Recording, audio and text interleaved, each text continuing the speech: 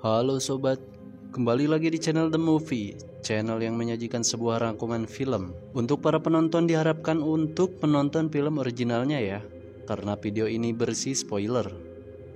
Kali ini Asep akan merangkum sebuah film berjudul Live 2024 yang menceritakan tentang misi pencurian sekaligus penangkapan mafia di Eropa. So, tanpa menunggu Mang Cilor menjual cilornya, kita mulai intronya.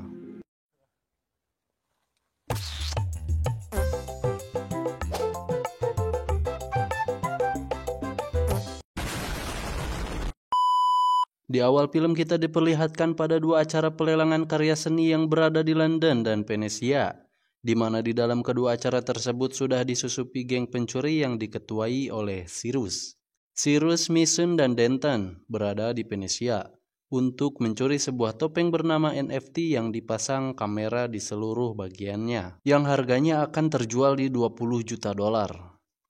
Sementara di London, Luke dan Magnus berupaya mencuri sebuah lukisan bernama Van Gogh yang harganya juga sama $20 juta. Ada seorang anggota Interpol bernama Abby yang sedang mengawasi jalannya acara pelelangan di Venesia lewat beberapa CCTV. Yang kemudian dia menyadari bahwa orang-orang yang ada di pelelangan itu salah satunya adalah pencuri, sehingga alarm darurat pun dihidupkan. Sementara orang lain riuh dengan keadaan tersebut, Cyrus dan Mason membawa N8 yang menciptakan topeng NFT itu dengan maksud untuk membuka kode akses NFT yang mereka curi. Karena satu-satunya orang yang bisa membuka kode akses topeng itu adalah N8. Aksi kejar-kejaran pun digelar. Abby sempat kesulitan karena Mason yang seorang hacker bisa mengendalikan speedboat yang ada di sana untuk menghalangi Abby.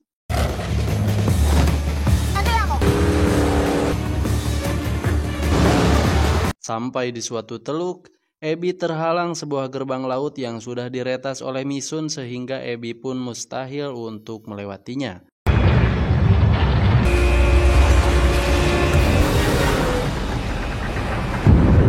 Sementara Cyrus, Mason, dan N8 pun berhasil lolos dengan speedboat mereka yang dikendarai oleh Camilla, yang mana Camilla adalah seorang pengemudi handal di transportasi apapun.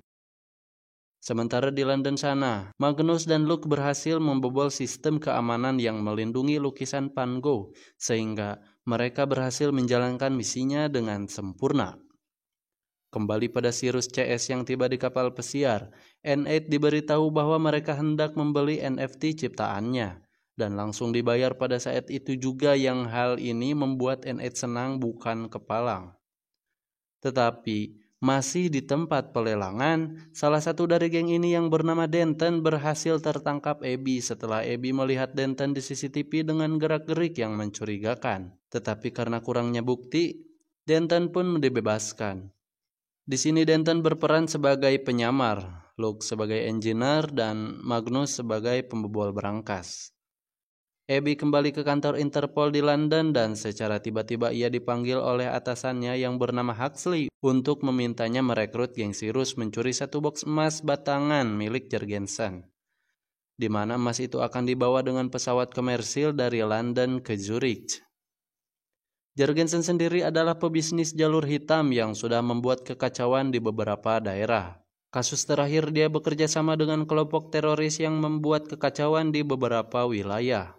Misi ini awalnya ditentang oleh Abby karena bisa membahayakan kelompok Cyrus, tapi Huxley meyakinkan Abby bahwa semuanya akan baik-baik saja dengan menjamin kebebasan tanpa syarat bagi Cyrus dan teman-temannya atas kasus yang mereka buat.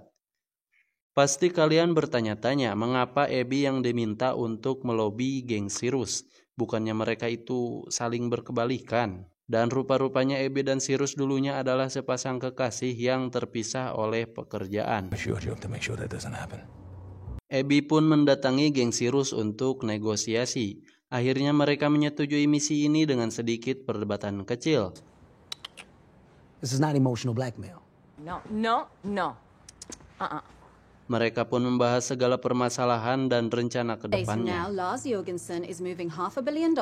Masalah-masalah pun mulai timbul ketika mereka memulai persiapan karena mereka harus menjalankan misi ini di ketinggian 4.000 kaki, yang mana itu sangat mustahil untuk dilakukan. Mereka membutuhkan pesawat jet untuk memudahkan dalam pemindahan emas yang dimaksud.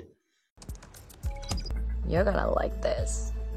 Kemudian Cyrus mendatangi seorang kacamata yang memiliki pesawat jet yang teknologinya sangat canggih. Mereka pun meminjamnya dengan jaminan si kacamata akan dibuatkan teknologi NFT yang dibuat N8. Kemudian Magnus sedang berkutat dengan mesin pembobolnya yang mustahil untuk bisa meretas sistem keamanan pelindung emasnya. Dikarenakan turbulensi yang akan dialami oleh pesawat menyebabkan sinar lasernya tidak konsisten.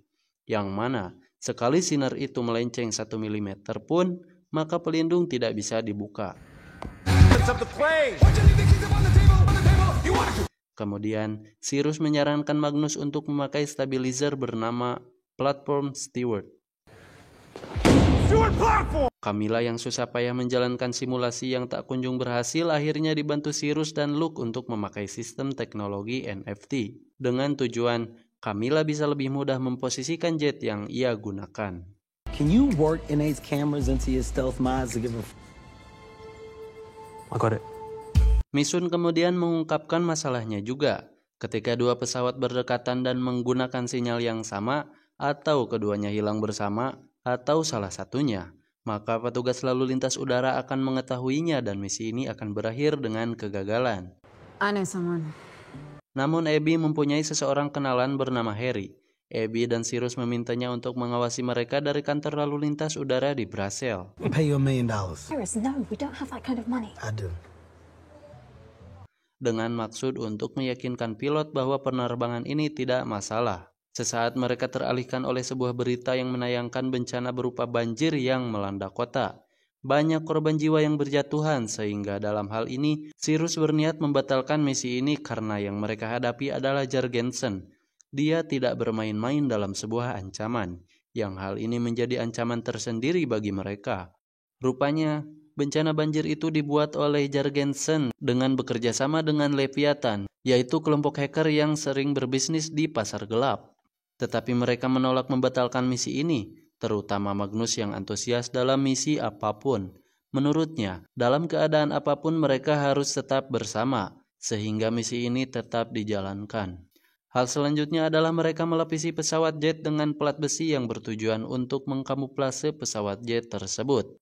Alat pengacau sinyal yang sudah Misun buat dipecah menjadi beberapa bagian untuk mempermudah membawanya. Nantinya alat itu akan dirakit oleh Abby dan Cyrus setelah bagian-bagiannya terkumpul. Misi pun dimulai. The blend in is to stand out. Nobody's gonna suspect. Di saat semuanya bersemangat, Cyrus tiba-tiba mendapat telepon dari Luke bahwa ia tidak sanggup menjalankan misi ini. Dan dengan berat hati ia tidak ikut naik ke dalam pesawat. Cyrus pun memakluminya dan pesawat pun mengudara. Camilla mendekat ke arah pesawat dengan jetnya. Misun sedang memantau transmisi dan proses pengacauan sinyal. Sementara Abby mulai merakit alat pengacau sinyal dengan dibantu oleh Cyrus. Tak lupa, Magnus dan Harry pun menjalankan tugasnya. Pada momen ini, terdapat beberapa orang tadi kenal yang rupanya mereka anak buah dari Jorgensen, yang hendak menggagalkan rencana Cyrus dan kawan-kawan. Hal itu dirasakan Cyrus sehingga adu mekanik antara mereka pun pecah yang membuat seisi pesawat kacau dan berantakan. Mereka mati-matian melawan anak buah Jorgensen. Dan di Brasil, Harry pun melakukan misi utamanya yaitu memerintahkan pilot untuk landing di landasan Cortina yang berada di pegunungan Alpen dengan dalih bahwa di Zurich cuaca sedang buruk, angin kencang dan banjir di landasan sedang terjadi di sana.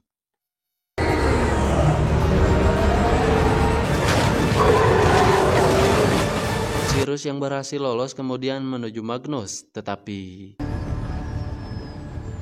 salah satu anak buah Jorgensen ternyata sudah melumpuhkan Magnus dan mengancam Cyrus untuk menghentikan operasi ini. Pesawat pun mendarat dengan selamat. Mereka semua pun keluar dengan Cyrus, Abby dan Magnus menjadi tawanan. Camilla yang ikut mendarat di sana pun ikut menjadi tawanan karena ia tak mengetahui apa yang terjadi di dalam pesawat komersial. Sehingga mereka pun berpindah ke dalam pesawat jet. Camilla pun mengemudikannya dan terbang menuju Zurich.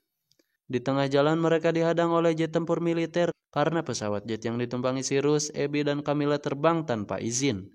Militer itu mengancam bahwa ia akan menembak jatuh mereka jika tidak merespon saluran dari aparat keamanan. You are in direct violation of radio contact immediately, or you will be fired. Unconfirmed reports of civilians on board. Rupanya jet tempur itu diperintahkan oleh Huxley untuk menembak jatuh Cyrus dan kawan-kawan, agar emas yang dibawanya bisa Huxley ambil. Sehingga, tanpa memikirkan apapun, Huxley memerintahkan militer untuk menembak jatuh mereka dengan dalih terbang tanpa izin. Tapi dengan sedikit kecerdasan Cyrus memerintahkan Abby untuk memanfaatkan fitur canggih pesawat ini dengan membuat running text yang akan ditampilkan pada perut pesawat jet. Dan setelah melihat usaha Abby, Camilla pun bermanuver membalikan posisi jet agar running text tersebut dapat dibaca aparat militer, sehingga mereka selamat dari tembakan jet tempur militer tersebut. Stop talking! Okay. Stop talking! Just keep walking! Okay.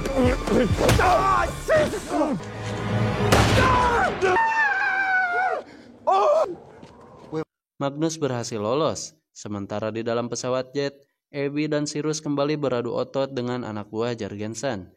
Sebuah manuver dari Camilla lantas membuat mereka sedikit oleng, dan kesempatan itu tidak disia-siakan oleh Cyrus. Ia kemudian membuka pintu jet, dan anak buah Jorgensen pun jatuh melayang. Sementara Camilla yang sempat berkelahi dengan anak buah Jorgensen mengalami luka dalam pada tangannya, yang membuat pesawatnya tidak bisa dikendalikan. Tetapi beruntungnya Cyrus dan Abby tepat waktu, dan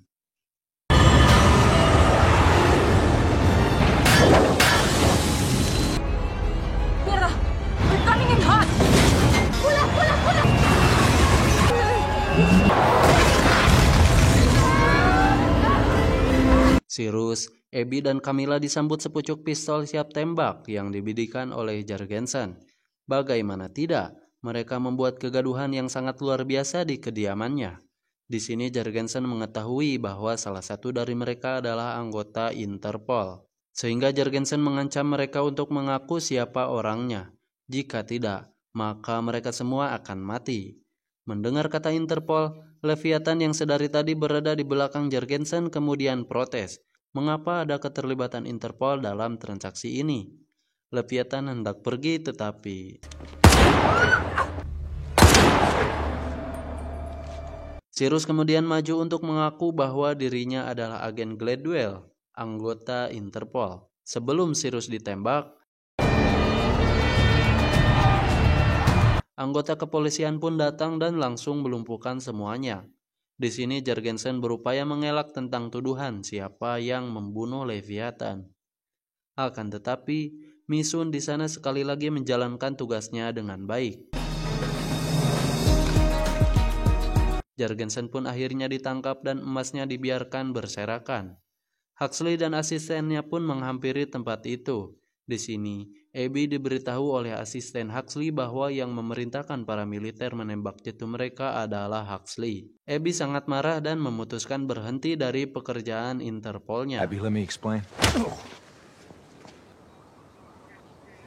Misi pun selesai. Di akhir film, Abby dan Cyrus mengendarai mobil menuju sebuah tempat di pegunungan Alpen. Disinilah Cyrus berterus terang bahwa pencurian lukisan Van Gogh sebenarnya bukan benar-benar pencurian. Ia membelinya dan menjualnya lagi, yang nantinya uangnya akan dibelikan NFT. Dan plot twist utamanya adalah emas yang berada di rumah Jorgensen tadi adalah emas palsu, di mana emas yang asli sudah diamankan. Disinilah peran Luke sebenarnya. Luke berpura-pura tidak mengikuti misi karena mempunyai misi tersendiri. Dan sebelum misi ini dilakukan, Magnus membuat replika emas itu dari bahan besi dan mencelupkannya ke dalam cat emas. Sebelum anak buah Jorgensen di pesawat menangkap Magnus, Magnus sudah menyiapkan emas palsunya dan menerjunkan emas aslinya yang sudah dipasangi drone yang dikendalikan Luke menuju sebuah tempat. What? Yeah. How? Huxley end up with? Sampailah Abby dan Cyrus di tempat yang menjadi pencetak sejarah membanggakan bagi mereka. Film pun berakhir dengan Huxley yang kecewa setelah mendapati bahwa emas itu hanyalah tiruan. Got nothing. Film pun selesai. So, apakah kalian suka ceritanya? Kalau suka ya like dan subscribe, comment, share gitu ya. Segitu dulu pembahasan kali ini, sampai jumpa di video selanjutnya. Saya Asep mohon pamit undur diri dan bye-bye.